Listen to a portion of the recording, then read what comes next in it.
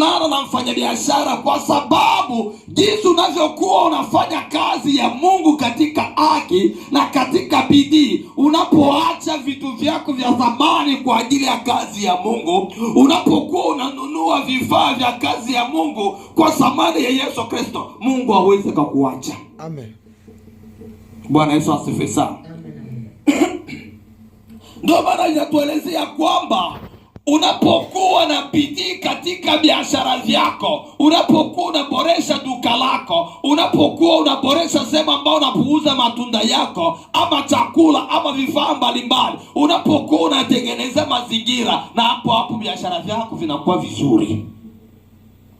Na hivyo katika maisha ya kiroho, unapokuwa na bidii kwa kutafuta sura ya Mungu, unapokuwa na bidii kwa kumtolea Mungu, unapokuwa unajitoa katika hali zote zile, na Mungu atakuona wewe ni wa thamani. Amen. Hawezi kuona kitu cha Mungu kwa hivi ndicho unavyotafakari. Na hivyo biashara, kama hujawenda kwenda madubai, wenda sehemu mbalimbali kwa kutafuta ubora wa biashara, hawezi katoboa. Amen.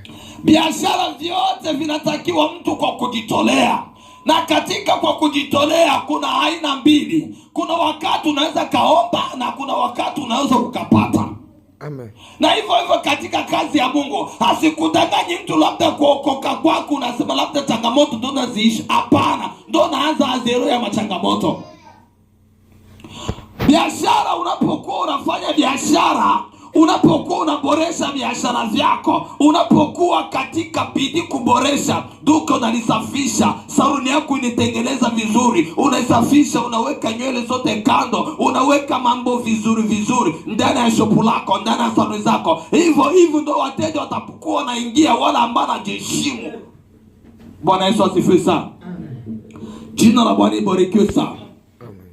Na hivyo na Ukristo nao, unapokuwa katika vyumba vya maombi, wewe wa kujitolea, wenzako wanatoa 100, wewe unatoa 200, wenzako wanatoa 50, wewe unatoa 100, wenzako wanatoa paa, wewe unatoa sofa, wenzako wanatoa maiki, wewe unatoa drum. Hivyo unavyokuwa unatolea Mungu vitu vya thamani, na Mungu vile atakuwa anaona wewe ni wa thamani. Amen.